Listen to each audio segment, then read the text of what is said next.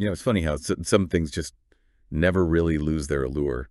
Buried pirate treasure, secret Swiss bank accounts. It's like this idea of hidden money has always captivated us for centuries. Yeah, it speaks to some kind of primal instinct, right? Like that desire for having security, control, maybe even like a little bit of mystery surrounding our wealth. Absolutely. And in our digital age, I don't think anything says hidden treasure quite like cryptocurrency.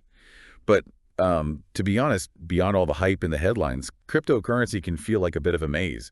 Blockchain, mining, Satoshi Nakamoto, where do we even begin? I guess that's why we're here, right? We're here to kind of unpack this very complex world and give you the insights you really need. Exactly. So let's cut through all the jargon and really answer that fundamental question.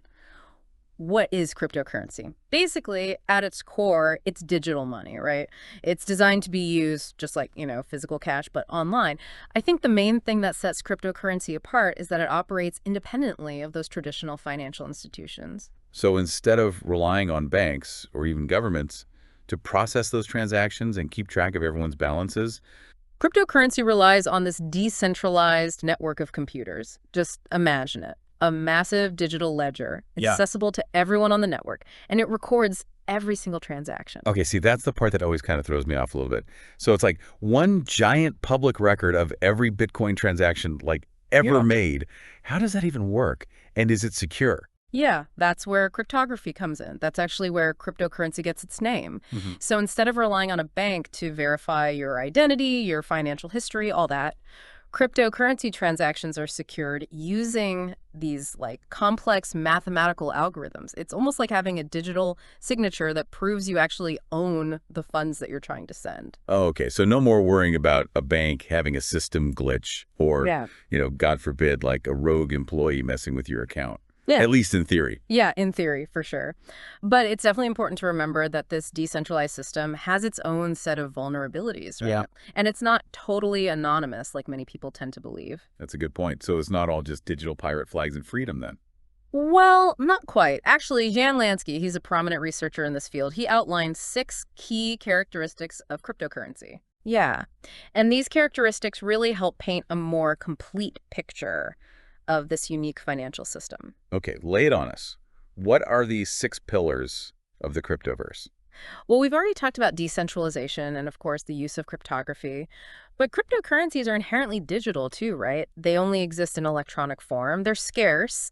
And that means there's a predetermined limit on how many units will ever actually exist, which is different from, like, traditional currencies that governments can just print at will. Yeah, that limited supply aspect is a big deal for a lot of crypto enthusiasts, right? It's like digital gold, or so they say. Yeah, it's definitely a key part of the appeal. Now, the next 2 characteristics, this is where things get really interesting. It's pseudonymity and transferability. Okay, pseudonymity. So does that mean I can finally become a digital secret agent and make totally anonymous transactions? Yeah. Because I've always wanted a code name. Well, you can try, but it's not quite true anonymity. So while your real name might not be like plastered all over the blockchain, transactions can be traced back to specific addresses. Oh, okay. So Big Brother might still be watching, even in the world of crypto. Potentially, yeah. Law enforcement agencies can subpoena those exchanges or use, sophisticated blockchain analysis to actually link those addresses to real-world identities. And lastly, cryptocurrencies are designed to be easily transferable, so you can send and receive them anywhere in the world, and a lot of times with lower fees than traditional financial institutions. Got it. So it's digital, secure, it's global, and it has this air of mystery. No wonder people are so drawn to it. But it wasn't always this way, was it? I mean, before Bitcoin took the world by storm, there was a whole prehistory of these digital cash experiments, right? Oh, absolutely. The roots of cryptocurrency run surprisingly deep. You actually have to go back to the early 1980s when this, like, brilliant American cryptographer named David Chaum, he created something called eCash. eCash. Yeah. It sounds like a relic from some cyberpunk novel. Did people actually use it? Believe it or not, they did. Chaum launched DigiCash in 1995, and it allowed users to withdraw that digital cash from a bank and send it to recipients with a high degree of anonymity. It was really groundbreaking for its time. Unfortunately, it was a bit ahead of its time, technologically, and in terms of internet adoption. So it was like a proof of concept. You were showing that, hey, digital cash is possible. But it wasn't until Bitcoin came along that the world really took notice. Exactly. And there were a few other really crucial stepping stones between eCash and Bitcoin. In 1998, Wei Dai, a fascinating figure in the cypherpunk movement, he published this description of B-money. Free money. Yeah, it was a theoretical system for, anonymous distributed electronic cash, and it really planted the seeds for a lot of the ideas that would later underpin Bitcoin. Then in the late 90s, we have Nick Szabo and his concept of BitGold. What's so interesting about Szabo's work is how closely it actually mirrors the structure and functionality of Bitcoin. It's like they were all kind of chipping away at this puzzle, getting closer and closer to cracking the code of digital currency. Then, in 2009, boom, Bitcoin arrives, and the world changes forever. What made Bitcoin different? Was it just timing, or was it something more? I mean, timing definitely played a role. By 2009, the internet had really matured. We had widespread broadband access, powerful computers in almost every home. It was this global network of interconnected individuals, which was like fertile ground for a decentralized technology like Bitcoin to take root. But Bitcoin also introduced some really crucial innovations. It wasn't just theoretical. This was a functional system. It was complete with a blockchain to immutably record transactions and a proof of work system to secure the network. And then, of course, there's the enduring mystery surrounding its creator, Satoshi Nakamoto. To this day, no one actually knows for sure who they are. Like, are they a lone genius, a collective of developers? It's anyone's guess. But that anonymity, in a way, reinforces Bitcoin's decentralized nature. There's no single point of failure, no central authority controlling it. It really belongs to the network. It's almost like an urban legend come to life. Yeah. That's got to add to the allure, right? Speaking of allure, we know Bitcoin was the first, but then came like the wave of altcoins, Litecoin, Ethereum, Dogecoin, the list goes on and on. Is it all just like anything Bitcoin can do, I can do better? What's really driving this altcoin explosion? It's partly that, yeah. A lot of these altcoins are aiming to, improve upon Bitcoin's design in some way, whether that's, faster transaction speeds, lower fees, or even just, enhanced privacy features. But some altcoins actually go beyond simply iterating on Bitcoin. They explore entirely new applications for blockchain technology. Okay, so which ones? Take Ethereum, for example. Ethereum, that's the one with the smart contracts, right? I've heard that term thrown around a lot. Exactly. Ethereum's founder, Vitalik Buterin, he was really fascinated by the potential of blockchain to go beyond just processing financial transactions.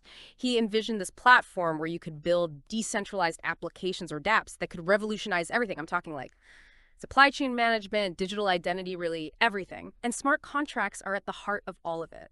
Imagine a vending machine, but for agreements. You put in your cryptocurrency and the contract automatically executes the terms. No middlemen, no paperwork, just code that enforces the agreement. Whoa, that's wild. So it's like automating trust using the blockchain. No wonder people are calling it the future of finance. But before we get too far ahead of ourselves, let's talk about the elephant in the room, or should I say, the whale in the blockchain. The environmental impact of all of this. We hear about it constantly, right?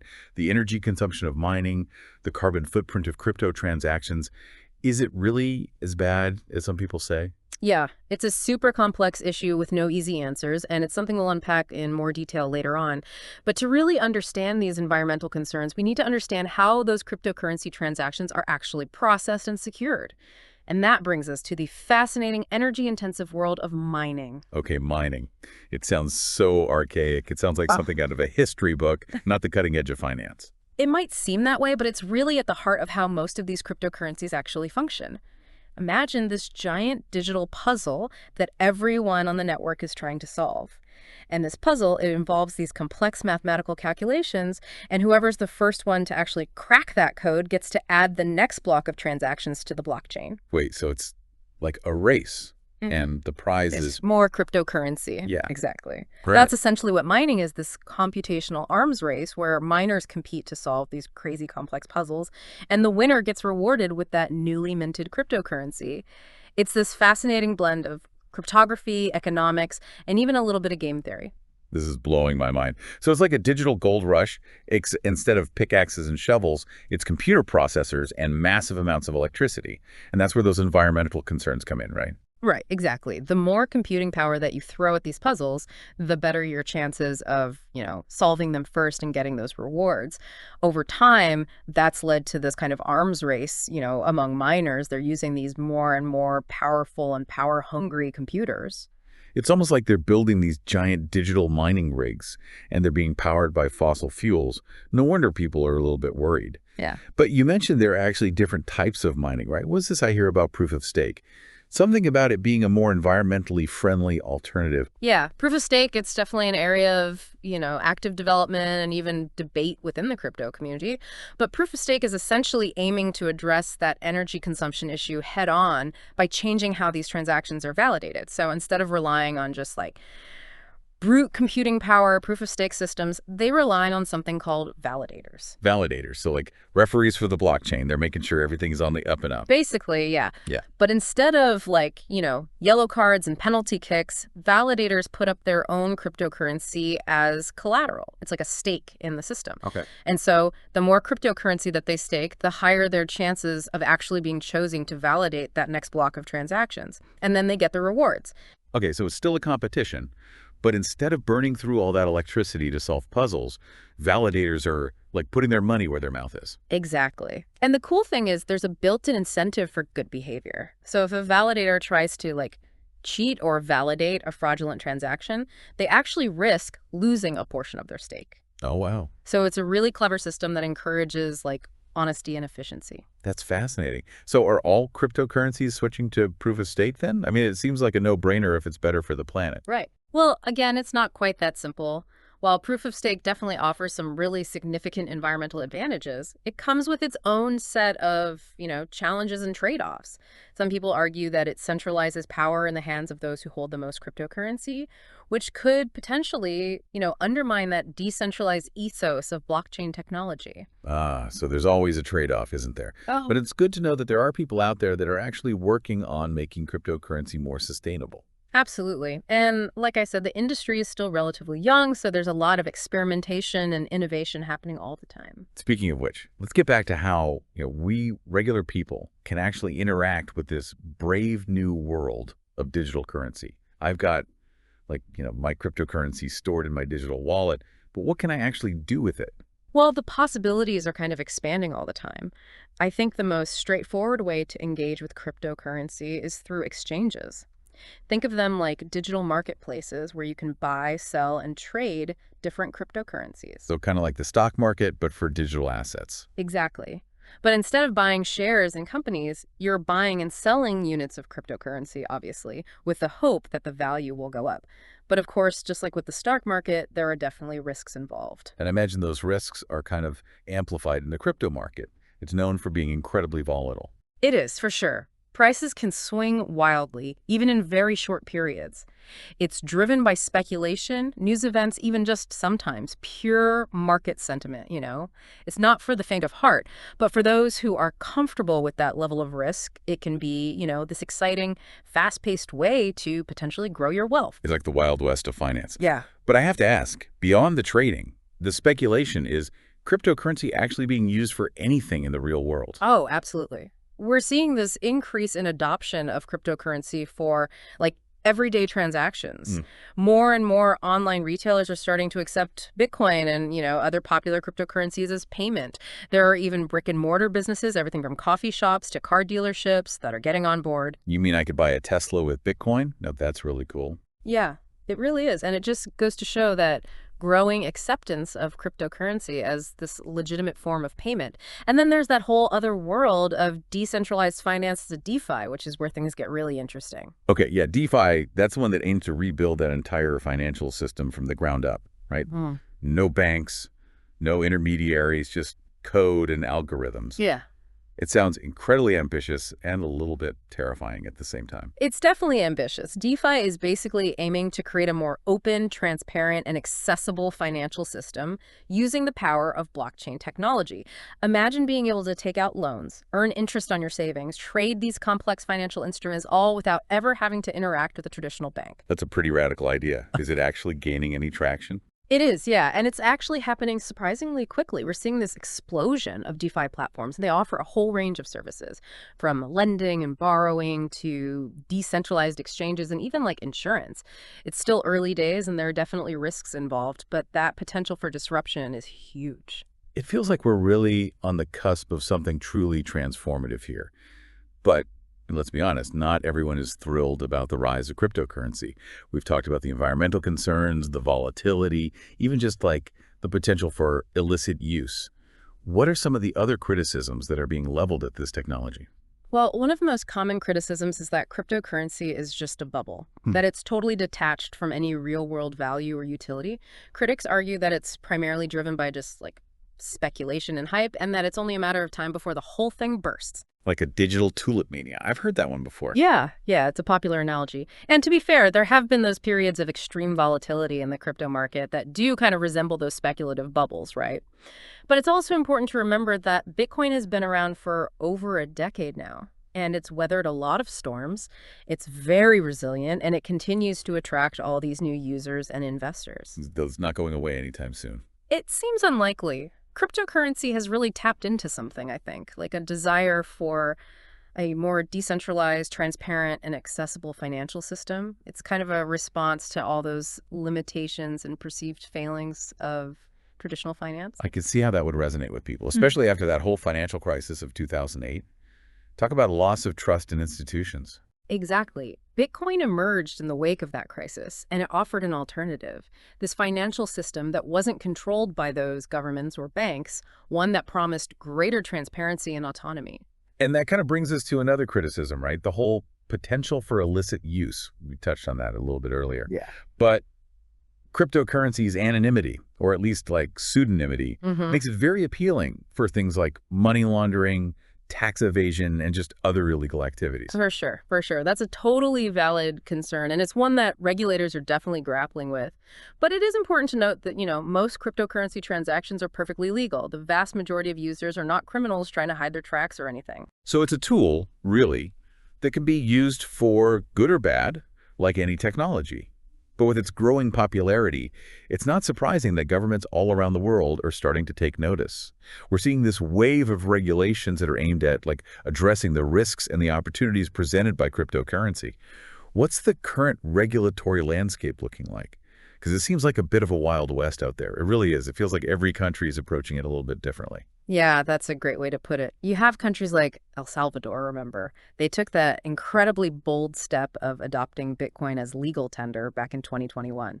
They're really embracing it as this way to attract investment, boost their financial inclusion. Yeah, it's a fascinating experiment, Yeah. but I'm sure it's not without its critics. Oh, definitely not.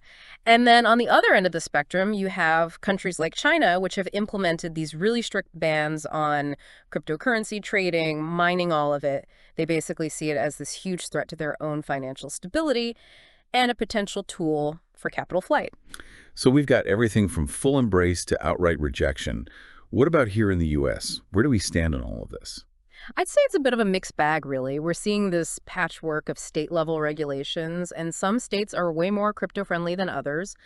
And at the federal level, agencies like the Securities and Exchange Commission, they're still trying to figure out how to even classify and regulate cryptocurrencies. Are they securities, commodities, currencies? It's a super complex question with, potentially huge implications. I bet.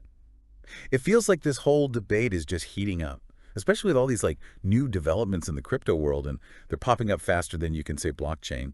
We've talked about DeFi, but what about these NFTs I keep hearing about? Are they just digital art for people with like way too much crypto to spare? I mean, that's one way to look at it. Yeah. But I think there's more to NFTs than meets the eye. They actually represent this really interesting way to establish ownership and provenance, but in the digital realm. Imagine like having a digital certificate of authenticity for something. It could be a piece of digital art, a collectible even, like a virtual item in a video game. That's essentially what an NFT provides. Oh, wow. That's a game changer. Suddenly, these digital assets have this whole new layer of value and scarcity. No more right-clicking and save as. Exactly. And while NFTs right now are most commonly associated with things like art and collectibles, their potential applications, I think, extend way beyond that. We're already starting to see NFTs being used for things like event ticketing, supply chain tracking, real estate, even identity verification. It's still early days, but the possibilities are pretty vast. It is wild to think how far we've come in such a short amount of time. From those early experiments with digital cash back in the 80s to this entire sprawling ecosystem of cryptocurrencies, DeFi platforms, NFTs, it's enough to make your head spin. But it's incredibly exciting. It feels like we're witnessing like the birth of something truly revolutionary. It really does, doesn't it? And I think, as with any revolution, there will be winners and losers, challenges to overcome, and a whole lot of uncertainty along the way. It's not exactly a risk-free endeavor, that's for sure. So as we kind of wrap up this deep dive into the world of cryptocurrency, what are some key takeaways we should leave our listeners with? What should they be thinking about as they kind of navigate this very complex and ever-changing landscape? I think the most important thing is to really approach cryptocurrency with a healthy balance of both curiosity and skepticism. Don't be afraid to dive in, do your research, and form your own opinions. Engage with the technology, explore the potential, but just, be aware of those risks involved. It's a bit like exploring a new frontier. There's wonder, excitement, but yeah, there's also potential dangers to be aware of. Exactly. It's about making those informed decisions and not getting swept up in all the hype, but not the fear either. This is a technology with the potential to really reshape the world as we know it, but it's still in those early stages. It's up to all of us to determine what role it will play in our lives, in the future of finance, all of it. It's like an invitation to participate in shaping the future. Yeah. And not just be bystanders, but active participants in this grand experiment. And who knows, maybe one day we'll all look back at these really early days of cryptocurrency with the same kind of wonder and nostalgia that we now reserve for those tales of, buried pirate treasure and those secret Swiss bank accounts. Or maybe it'll be even bigger than that. Only time will tell. This has been an incredible journey, and I hope our listeners feel a little bit more equipped to continue exploring this fascinating world, but with, open minds and a healthy dose of curiosity. So thanks for joining us on this deep dive into the world of cryptocurrency. It's been a pleasure. Until next time.